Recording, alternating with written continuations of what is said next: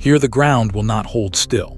It rises into low wooded hills, then drops away into a bowl of dark water rimmed with reeds, and a few steps later it climbs again. This is Lebanon Hills in Eagan, Minnesota, the largest park in Dakota County, and it is a landscape built entirely out of accidents left behind by ice. Walk into it, and you are walking across the floor of a vanished glacier. Let us follow the trail and read what that ice wrote.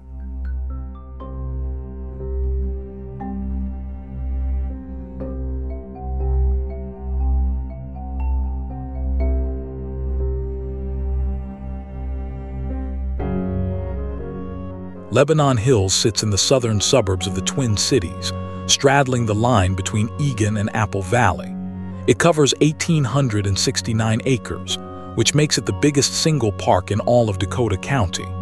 Inside that boundary are 13 lakes and ponds, more than 14 miles of hiking trail, and a tangle of forest, grassland, and marsh. On a road map, it is a green island held inside a grid of highways and neighborhoods. On foot, it feels like a piece of wild country that the city simply forgot to pave.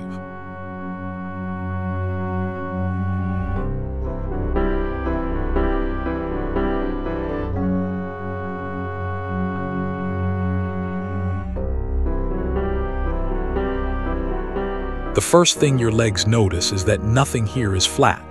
The path climbs a low knob crowded with oak, then eases down into a shaded hollow where the air turns cool and damp. Within a single mile, you may cross a dozen of these rises and troughs. There are no dramatic cliffs and no waterfalls, only this endless, gentle rumble of the land. To understand why it looks this way, we have to go back to the ice.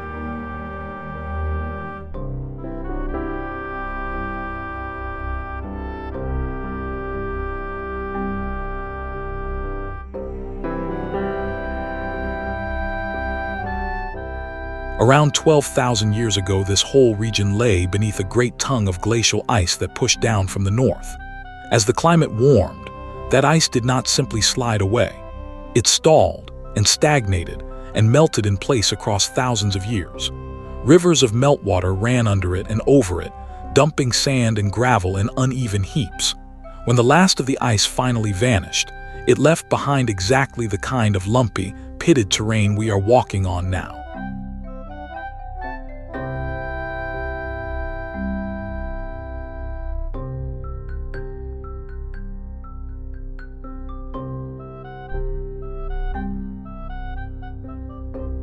The lakes here have a strange and specific origin.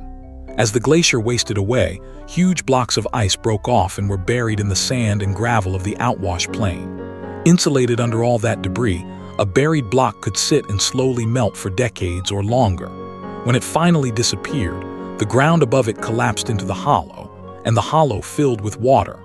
Geologists call the result a kettle lake. Lebanon Hills is stitched together from these drowned footprints of dead ice.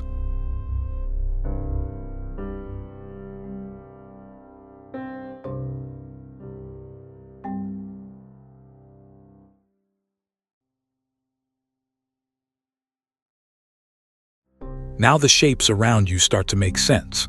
That small round pond with no inlet and no outlet is a kettle, filled by rain and groundwater alone. The steep little bank you just climbed is the rim of another one, long since grown over. Some kettles hold open water, some have filled with peat and become bog, and some are only damp green dimples in the forest floor. Every dip in this trail is a page from the same Ice Age story.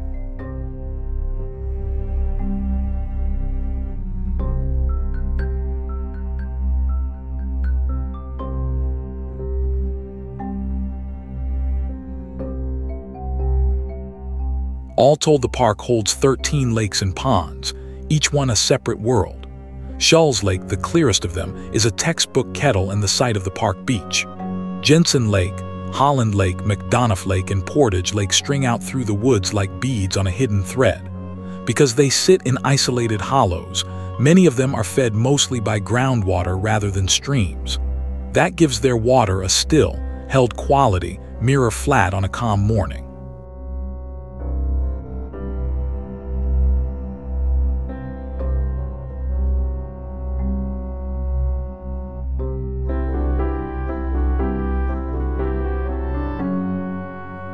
Over most of the high ground grows oak forest, and the oak is the signature tree of this place. Bur oak and red oak spread heavy crooked limbs above a floor of hazel and fern. These are not the towering pines of the North Woods, but a lower, broader sun-dappled forest, the kind that once covered the transition zone, where the eastern woodlands met the open prairie. In autumn, the whole canopy turns to rust and bronze. In summer, it throws the deep, cool shade we are walking through now.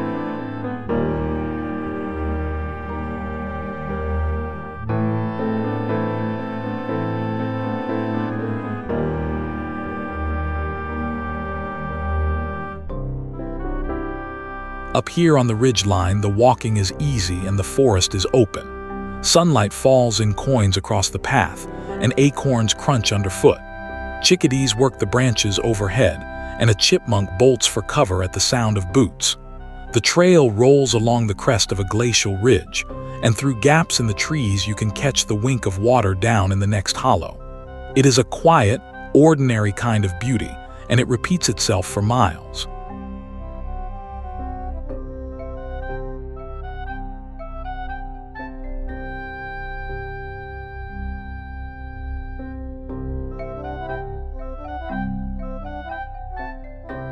Not all of Lebanon Hills is woodland.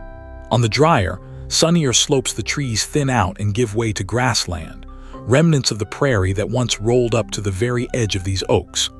Big bluestem and little bluestem, wild bergamot and coneflower hold this open ground. This meeting of forest and prairie is called a savanna, and it is one of the rarest habitats in the state. The park protects a living scrap of that vanished border country.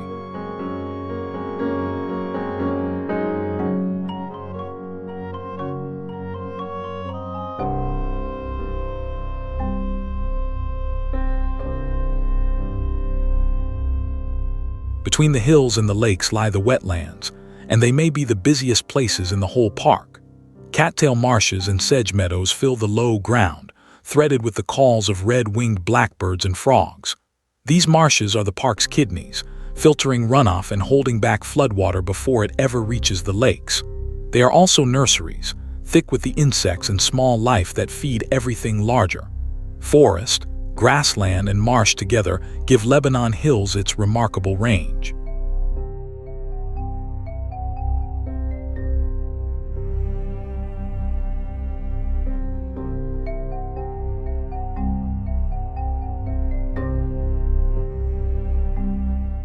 The trail dips now toward the wet ground, and the footing turns to plank and packed earth.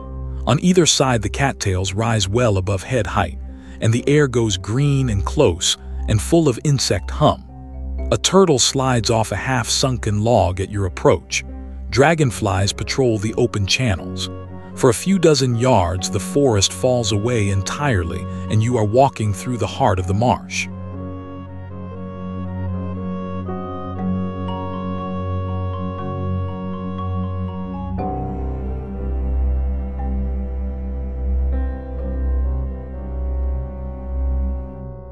Lebanon Hills hides one of its best secrets on the water. A canoe portage route links a chain of 9 lakes through the western half of the park, one of the longest such routes anywhere in the Twin Cities metro. Paddlers work from lake to lake, then shoulder their canoes over short wooded trails between them. It is a wilderness-style journey carried out within sight of the suburbs. Few visitors ever guess it is here.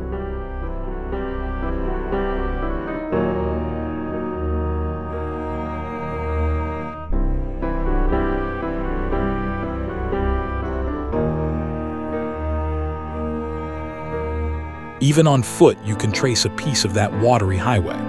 The path here hugs the shoreline, close enough to hear the lap of water against the reeds. Somewhere across the lake, a loon or a family of ducks cuts a slow wake. The portage trails and the hiking trails braid together through these woods, so a walker and a paddler might cross paths at the same narrow neck of land between two kettles.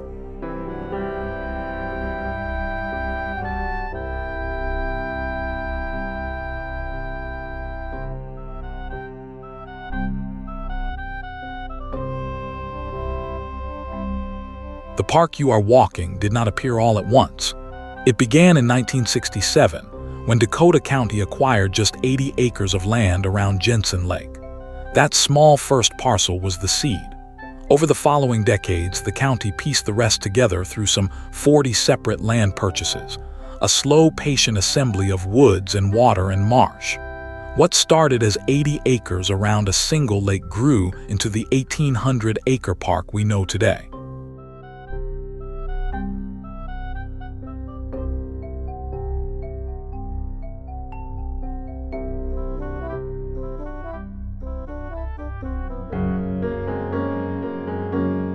The trails reflect that long assembly. More than 14 miles of hiking paths wind through the park, from wide, smooth loops near the visitor center to narrow, rougher tracks deep in the interior. There are separate trails for mountain bikers and miles more set aside for horses. In every season, the network fills with people, yet the park is large enough to swallow them all. Step off the busiest loop, and within minutes you can have the woods to yourself.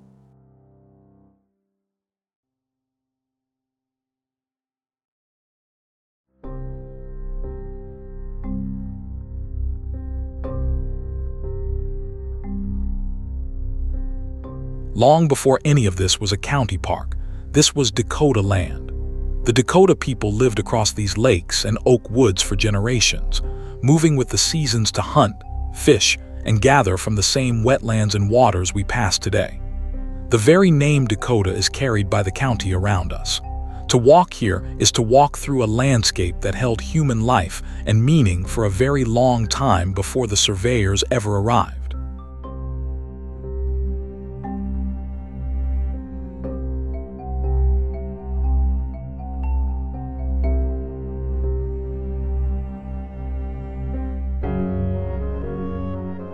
The forest keeps that long memory in its own way. Some of these oaks are old enough that their acorns fell when this was still open country. The trails themselves often follow the natural grain of the land, the ridge tops and lake edges that any traveler on foot would naturally choose. Walking slowly, you begin to feel how a person might have read this ground for food and shelter and safe passage, reading the hills and hollows just as we read them now.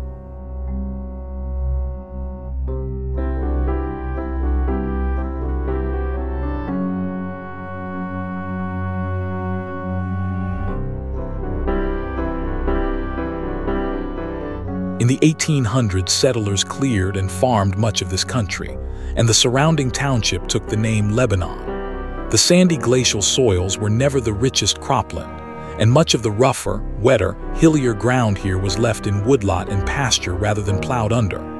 That patchwork of half-wild land is part of why so much of it survived. When the county went looking for a great park, this stubborn, lumpy, unfarmable terrain was waiting.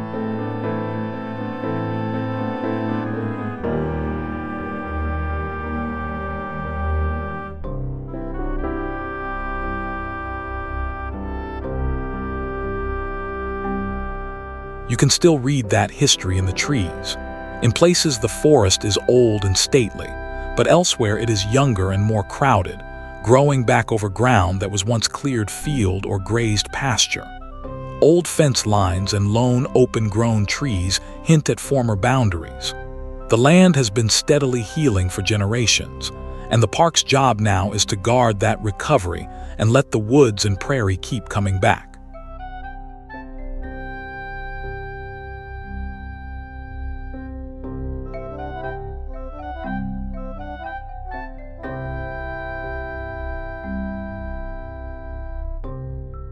Turning this raw ground into a public park took planning as much as purchasing.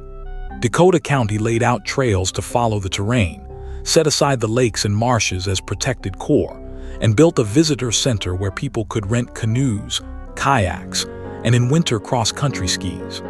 Campgrounds and a retreat center were added so families could stay overnight. The design goal was simple and ambitious, to let large numbers of people enjoy the place without wearing it out.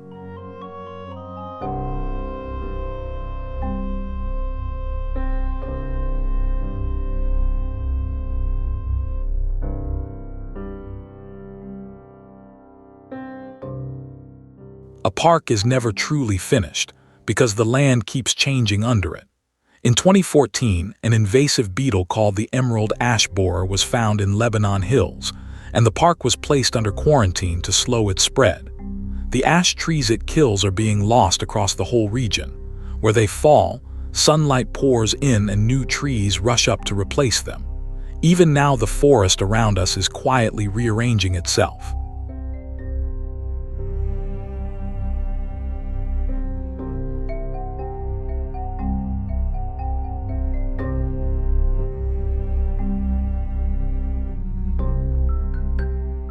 Water remains the great shaper here.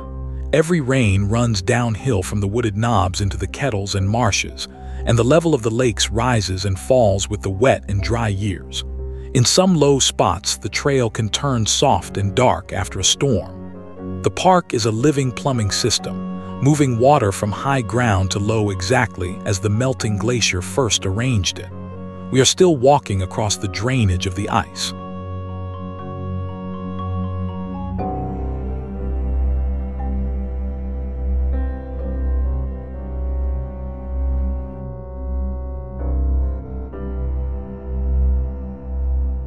All this water and cover makes Lebanon Hills a haven for wildlife. Great blue herons stalk the shallows on stilt legs, and painted turtles line the sunny logs. Deer move through the oaks at dawn and dusk, and beaver work the quieter shorelines. In the wetlands, the spring nights ring with the chorus of frogs. For a park ringed by suburbs, the sheer density of life it shelters is one of its quiet wonders.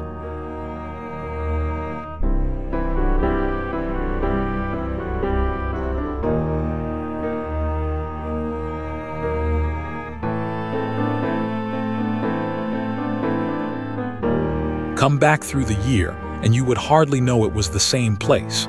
In spring, the forest floor blazes with wildflowers before the canopy closes. In summer, like now, the woods are deep and green and loud with birdsong. In autumn, the oaks turn and the whole park glows. Each visit rewrites the trail, and regulars come back again and again just to watch the same ground put on a new face.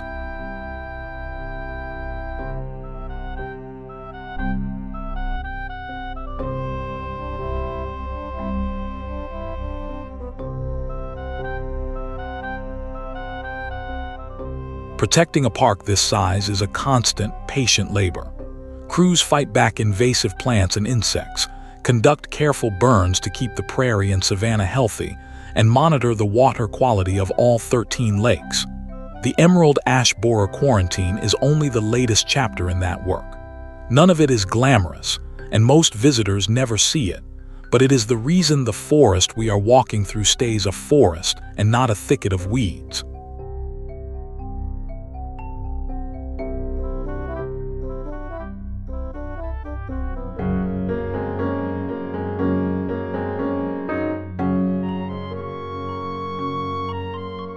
Deeper into the park, the trails narrow and the crowds fall away. Out here, the loudest sound is your own footsteps and the wind moving high in the oaks. Lake after hidden lake opens up between the hills, each one still and dark and ringed with wild shoreline. This is the Lebanon Hills that rewards the patient walker, the interior that feels genuinely remote even with a city humming just beyond the trees.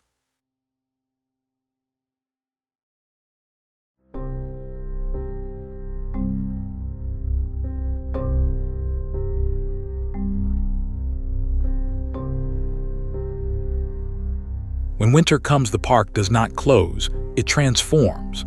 Snow settles over the kettles and the oaks, and skiers glide along groomed trails that thread the frozen lakes. The same hollows that trap cool air in summer hold the deepest quiet in the cold.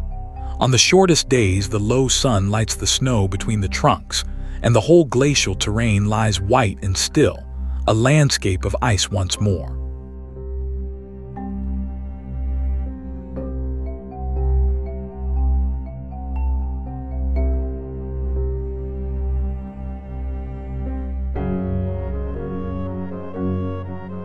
At the heart of it all is Schulze Lake, where the park meets the water most gently.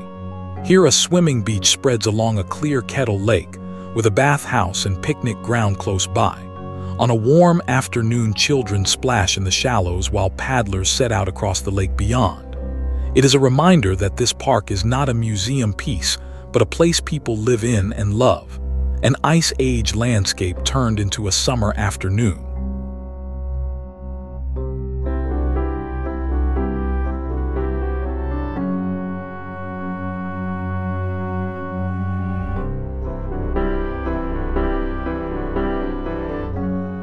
Our trail is beginning to bend back toward where we started. The hollows and the water slide past one last time, familiar now. Each dip a kettle and each rise a heap of glacial gravel. In an hour of walking, we have crossed forest and prairie and marsh, and read 12,000 years of history in the shape of the ground. The park has given up a good deal of its story and kept plenty more for the next visit.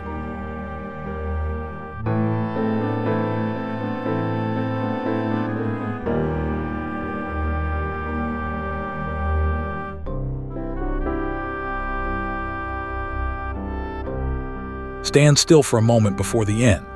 Everything in view, the lakes, the hills, the very roll of the land, is the gift of a glacier that melted here long before any human eyes saw it. People have hunted and farmed and built and finally chosen to protect this ground, but the deep shape of it was set by ice. Lebanon Hills is proof that a place shaped by such vast forces can still feel intimate, walkable, and close at hand.